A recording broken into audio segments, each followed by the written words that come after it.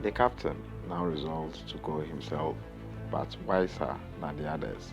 He did not mark the house, but looked at it so closely that he could not fail to remember it. He returned and ordered his men to go into the neighboring villages and buy 19 mules and 38 leather jars, all empty except one, which was full of oil. The captain put one of his men fully armed into each, rubbing the outside of the jars with oils from the full vessel. Then the 19 mules were loaded with 37 robbers in jars, and the jars of oil, and reached the town by dusk. The captain stopped his mule in front of Ali Baba's house and said to Ali Baba, who was sitting outside for coolness, I have brought some oil from a distance to sell at tomorrow's market, but it is now so late that I know not where to pass the night, unless you will do me a favor to take me in. Although Ali Baba had seen the captain of the robbers in the forest, he did not recognize him in the disguise of an oil merchant. He bade him welcome and opened his gates for the mules to enter, and went to Morgiana to bid her to prepare a bed and supper for his guest.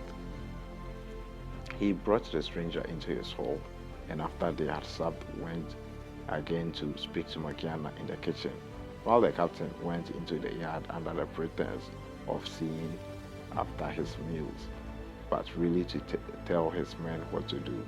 Beginning at the first jar and ending at the last, he said to each man, as soon as I throw stones from my window of the chamber where I lie, cut the jars open with your knives and come out, and I'll be with you in a trice. He returned to the house, and Morgiana led him to his chamber. She then told Abdallah, her fellow slave, to set out a pot to make some broth for her master, who had gone to bed. Meanwhile, her lamp went out, and she had no more oil in the house. Do not be uneasy, said Abdallah. Go into the yard and take some out of one of those jars. Morgiana thanked him for his advice, took the oil pot, and went into the yard.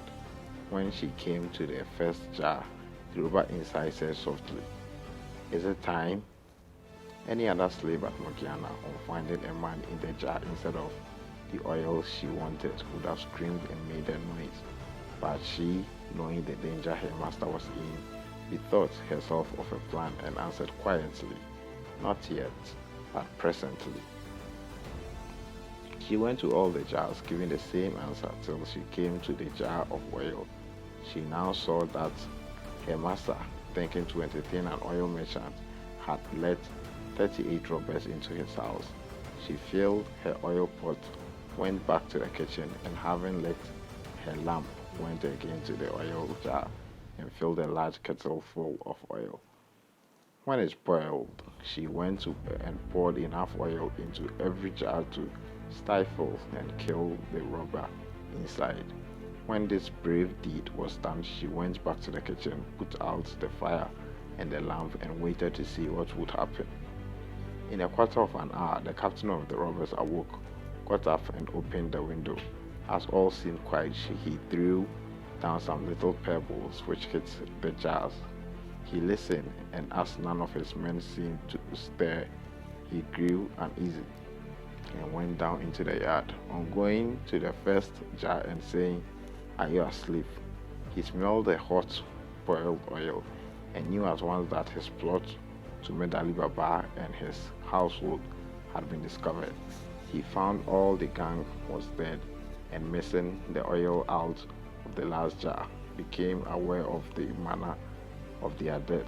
He then forced the lock of a door leading into the garden and climbed over several walls, made his escape. Morgiana heard and saw all this, and rejoicing at her success, went to bed and fell asleep.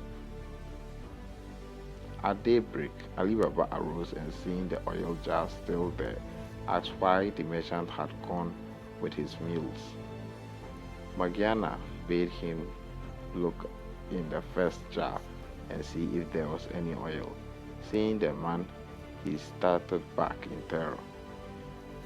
Have no fear, said Morgiana. The man cannot harm you. He is dead. Ali Baba, When he had recovered somewhat from his astonishment at what had become of the merchant said he is no more a merchant than I am. And she told him the whole story, assuring him that it was a plot of robbers of the forest and whom only three were left, and that the white and the red chalk marks had something to do with it. Ali Baba at once gave Morgiana her freedom, saying that he owed his life. They then buried the bodies in Ali Baba's garden while the mules were sold in the market by the slaves. The captain returned to his lonely cave, which seemed frightful to him without his lost companions, and firmly resolved to avenge them by killing Ali Baba. He dressed himself carefully and went into the town, where he took lodgings in an inn. In the course of a great many journeys to the forest, he carried away many rich stuffs and much fine linen, and set up a shop opposite that of Ali Baba's son. He called himself Kokian Hassan, and as he was in the course of a great many journeys to the forest, he carried away many rich stuff and much fine linen, and set up a shop opposite that of Ali Baba's son. He called himself Kogia Hassan, and as he was both civil and well dressed, he soon made friends with Ali Baba's son, and through him with Ali Baba, whom he was continually asking to sup with him. Ali Baba, wishing to return his kindness, invited him into his house and received him smiling, thanking him for his kindness to his son. When the merchant was about to take his leave, Ali Baba stopped him, saying, "Where are you going, sir, in such a haste? Will you not stay and sup with me?" The merchant refused, saying that he had a reason, and on Ali Baba's asking him what that was, he replied, "It is, sir, that I can eat no victuals that have any salt in them." "If that is all," said Ali Baba, "let me tell you that there shall be no salt in either the meat or the bread that we eat tonight." He went to give this order to Morgiana, who was much surprised. "Who is this man," she said, "who eats no salt with his meat?" "He is an honest man, Morgiana," returned her master. "Therefore do as I bid you." But she could not withstand a desire to see this strange man, so she helped Abdallah to carry up the dishes, and saw in a moment that Kogia Hassan was the robber captain, and carried a dagger under his garment. "I am not surprised," she said to herself, "that this wicked man who intends to kill my master will eat no salt with him, but I will hinder his plan." She sent up the supper by Abdallah, while she made ready for one of the boldest acts that could be thought of.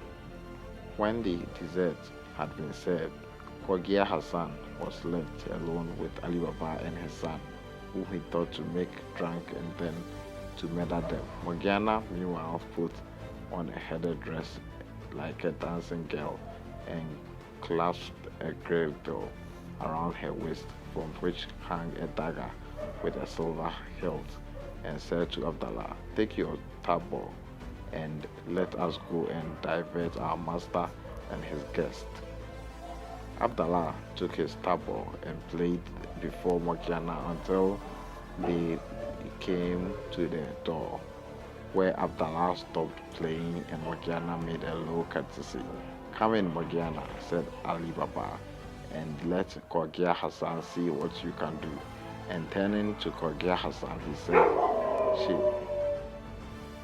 to murder them." Morgiana, meanwhile, put on a head dress like a dancing girl, and clasped a girdle around her waist, from which hung a dagger with a silver hilt, and said to Abdallah, "Take your tabor and let's go and divert our master and his guest."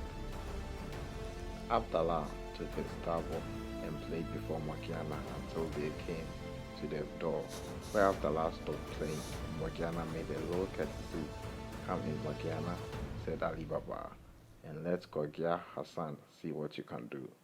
And turning to Kogia Hassan, he said, "She's my slave and my housekeeper." Kogia Hassan was by no means pleased, for he feared that his chance of killing Ali Baba was gone for the present. But he pretended great eagerness to see Morgiana, and Abdallah began to play and Morgiana to dance. After she had performed several dances, she drew her dagger and made passes with it, sometimes pointing it at her own breast, sometimes at her master's, as if it were part of the dance. Suddenly, out of breath, she snatched the tabor from Abdallah with her left hand, and holding the dagger in her right hand, held out the tabor to her master, Ali Baba, and his son put a piece of gold into it. And Kogia Hassan, seeing that she was coming to him, pulled out his purse to make her a present. But while he was putting his hand into his, Morgiana plunged the dagger into his heart. "Unhappy girl," cried Ali Baba and his son, "what have you done to ruin us?" "It was to preserve you, master, not to ruin you," answered Morgiana. "See here," opening the false merchant's garment and showing the dagger. "See what an enemy you have entertained. Remember, he would eat no salt with you, and what more would you have? Look at him. He is both the false oil merchant and the captain of the 40 thieves." Ali Baba was so grateful to Morgiana for thus saving his life that he offered her to his son in marriage, who readily consented. And a few days after, the wedding was celebrated with greatest splendor. At the end of the year, Ali Baba, hearing nothing of the two remaining robbers, judged they were dead and set out to her cave. Her cave opened, and his saying, "Open sesame." He went in and saw that nobody had been there since the captain left it. He brought away as much gold as he could carry and returned to the town. He told his son the secrets of the cave, which his son handed down in his turn. So the children and grandchildren of Ali Baba were rich to the end of their lives.